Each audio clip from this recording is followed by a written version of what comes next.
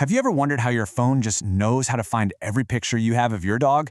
Or, how a self-driving car can spot a person on the street? Well, it all boils down to teaching a computer how to see. And today, we're going to peek under the hood of one of the biggest breakthroughs that made all of that possible, a neural network called AlexNet. So let's start with a simple question. How can a computer tell a t-shirt from a handbag? I mean, for us, it's effortless, right? We don't even think about it. But you have to remember, for a computer, an image is just a bunch of numbers in a grid. So how do you teach a hunk of silicon and code the actual difference between a shirt and a shoe? That is the exact problem a revolutionary AI was built to solve.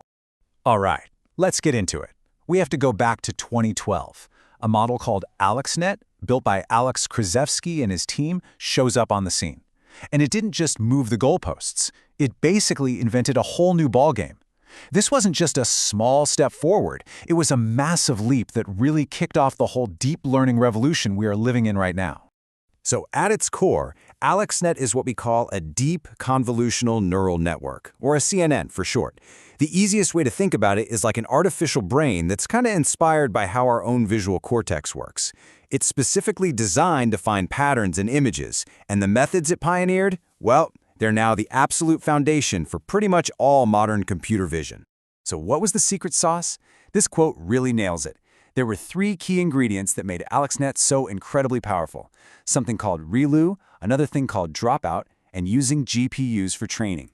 Now, they might sound super technical, but trust me, they're actually pretty simple, brilliant ideas that gave this model the power to see. Let's break them down. First up is ReLU. Okay, imagine every little neuron in this network has a tiny light switch. If the signal coming in is positive, ReLU flips the switch on, and the signal passes through. If the signal is negative, the switch just stays off. That's it. It's an incredibly simple idea. But the impact of that little switch was just massive. It allowed the entire network to learn way, way faster than the old methods. I'm talking orders of magnitude faster. And that speed boost suddenly meant that researchers could build much bigger, much deeper networks that could learn things that were way more complex than ever before. But ReLU wasn't the only innovation here. AlexNet also used a technique called Dropout, which sounds weird, but it just randomly turns off parts of the network during training. This keeps the network from just memorizing the pictures and forces it to learn the general features of, say, what actually makes a cat a cat.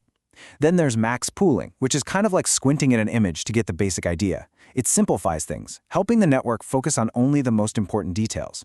And finally, the whole thing ran on gaming GPUs, which gave it the raw horsepower it needed to train a huge model like this without taking forever. Okay, so you have all these components. How do they actually come together to make a machine that thinks? Let's follow an image as it travels through AlexNet.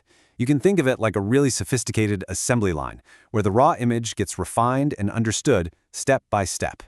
This journey has 4 main stages. First, the raw image goes in. Then, boom, it hits the convolutional layers. These act like swarms of tiny detectors, all scanning for basic stuff like edges, corners, and textures. Next, the pooling layers jump in to simplify all that information, keeping only the strongest, most important signals.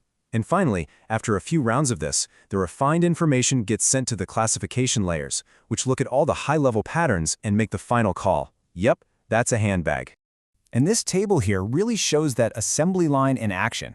You can literally see how the image gets smaller and more abstract as it goes deeper. We start with a 28 by 28 grid of pixels. After just the first couple of layers, it's already condensed down to a 13 by 13 grid, and then a 5 by 5 grid, representing the most important patterns it found. By the very end, the network takes this abstract idea of the image, flattens it into a list of 2,304 numbers, and uses that to make its final choice between 10 different categories. Pretty cool, right? Now, theory is one thing, but let's see how it actually works in practice. To really put this to the test, we're going to look at a simplified version of AlexNet taking on a classic challenge. It's called Fashion-MNIST. Basically, we're going to see if it can learn to identify different pieces of clothing. So the task is this. Correctly identify tens of thousands of these tiny grayscale images of clothes. You've got t-shirts, pants, coats, sandals, you name it. The model has to look at a brand new image it's never seen before and tell us which of those 10 categories it belongs to. And the way it learns is just pure trial and error, but on a massive scale. The model sees an image, makes a guess, and then it's told if it was right or wrong. And based on that feedback, it makes these tiny adjustments to its internal wiring. You do that thousands upon thousands of times, And slowly but surely, it starts to build a real intuition for what separates a sneaker from an ankle boot. So after all that training, what was the result? An incredible 90.15% accuracy on the final test. Think about that. It means our little version of AlexNet could correctly identify a new piece of clothing it had never seen before more than 9 out of 10 times. For a computer that started knowing absolutely nothing, that is seriously impressive. So, yeah, that's a fantastic result. But why should we really care so much about an AI architecture that's, over a decade old at this point? What is its real, lasting legacy? Well, AlexNet's legacy is just huge. It was the crucial proof of concept. It showed the world that deep neural networks were absolutely the future of computer vision.